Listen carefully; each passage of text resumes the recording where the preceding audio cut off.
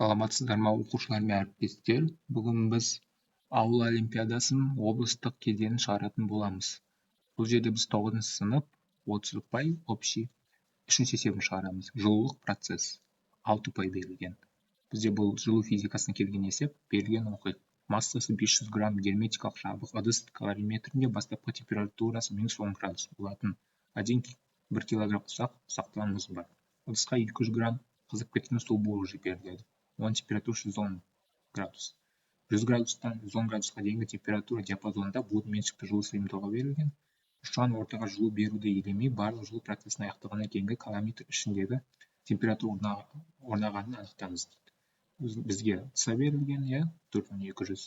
Сосын мұздікі берілген, 2000 ол 2 есе аз судан.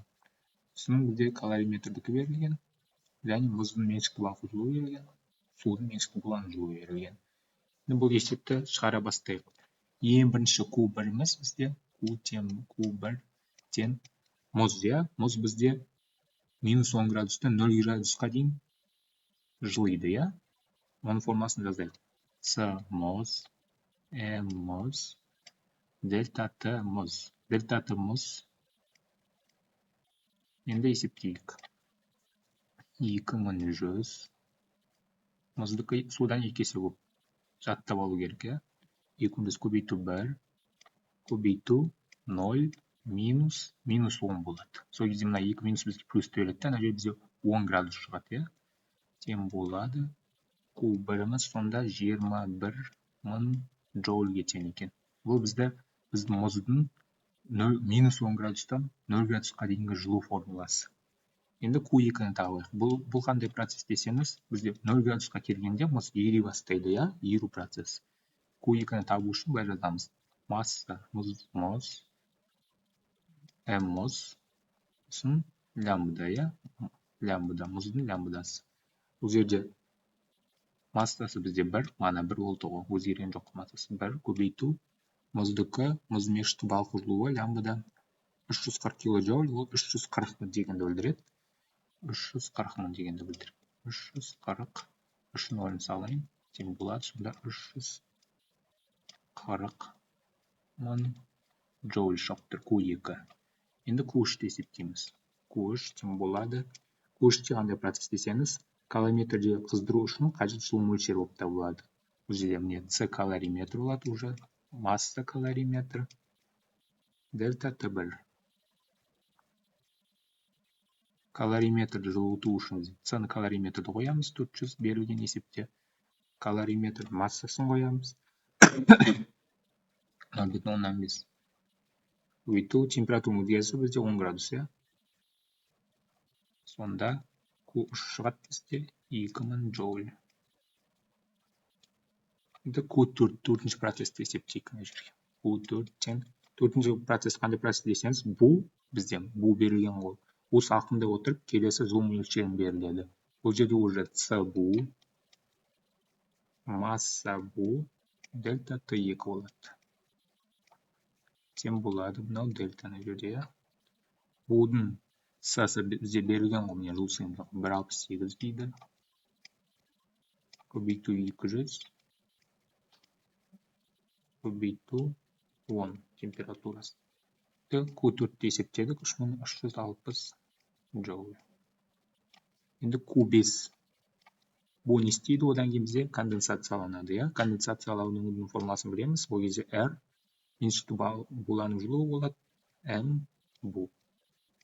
Меншікті булану жылуы берілген 2,16 дәрежесі. Ол дегеніміз 23, сосын 5 0 аламыз, Көбейту 0,02. Тең 46 джоуль. Q5-ті есептедік, Q1-ді есептедік, мұздікін жылып жатқан 10-нан 0-ге дейін.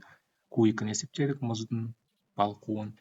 Q3-ті есептедік, калориметрдің жылуын. Q4-ті есептедік, будың жылуын. Яғни 5 будың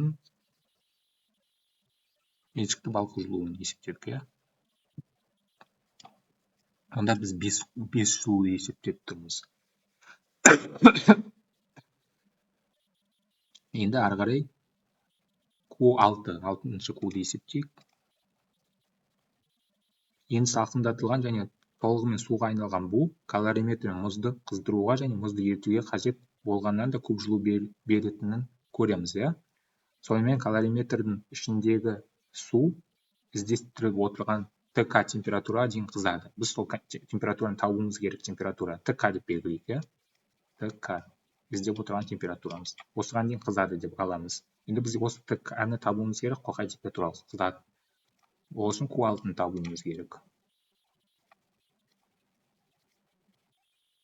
Q6 тең С су МБ 100, son градус 100-ге дейін. Бастапқы ТК соны табуымыз керек. Сандарын қойып, С су 4200 көбейту 0,2 масса будың 100-ге дейін қызды. Соның бастапқы температурасын табуымыз керек, минус ТК. Енді бұны қазір ашып жазайын ары қарай. Тең болады. Q6-мыз сонда мынаған көбейткенде 840 болады. Көбейту 100 минус ТК. Q6-мызды таптық. Енді Q7-мізді табуымыз керек. Бұл жерде Q7-міз осы жылу бізде қайда барады? Q7-міз калориметрдің жылуына, С калориметр, масса калориметр, Т калориметр. Қайттан мына температура шығып тұр, иә? Біз іздестіріп отқан. Плюс суды да қыздырады. СВ М Т К сол температураға. Енді орындарына қояйық. Калориметрдікі 400 көбейту 0,6 массасы Т К біз іздеп тұрған температура. Плюс 4200 көбейту 1 көбейту Т К. Енді Q7-ні ашып жазайық до конца.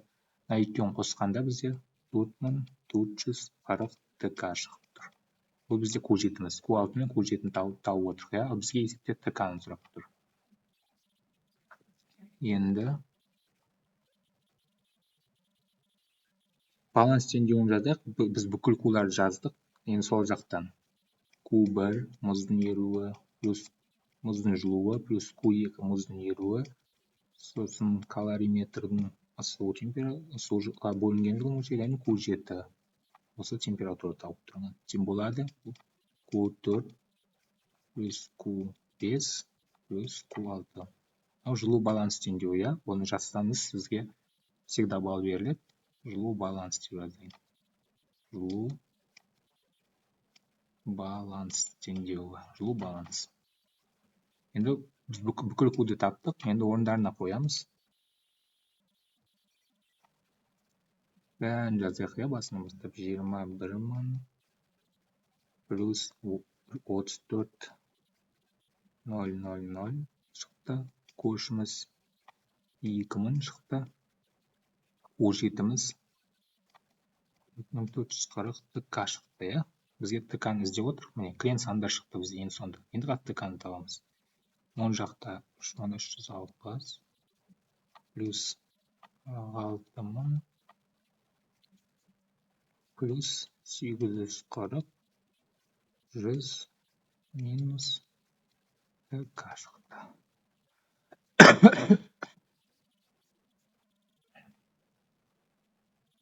Енді осының бәрін қосып калькуляторға салғанда бізде сол жақта 4440 ТК плюс 840 ТК-мыз шығады.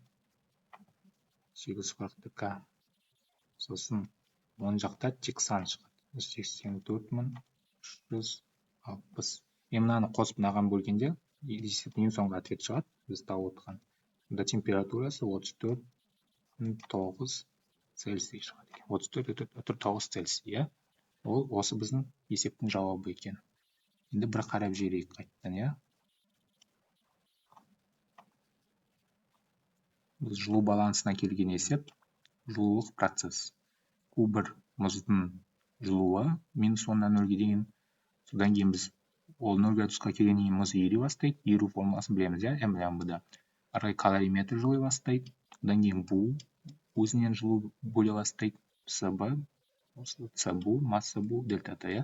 Сосын бізде булану процесі болады. Булану процесінде R деген меншікті жылу булану деген константа шығады, иә. Ал балқу процесінде лямбда меншікті балқу жылуы деген константа шығады.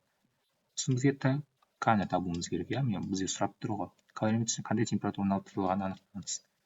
Калориметрде жылиды ғой, міне. С, МБ, 100 минус К. Калориметрдің бастапқы температурасы ол Q6-дан шығып тұр. Q7-ден де шығып тұр. Ары қарай жылу баланс теңдеуін қолдандық. Жылу баланс теңдеуді бүкіл жылуға байланысты есептеуде қолданылады. Бұл теңдеусіз ешқандай есеп шықпайды. Жылу баланс теңдеуі Q1 плюс Q2 плюс Q7 тең Q4 плюс Q5 плюс Q6. Бүкіл Q-ларды есептеп шығып сан мәндерін қойдық.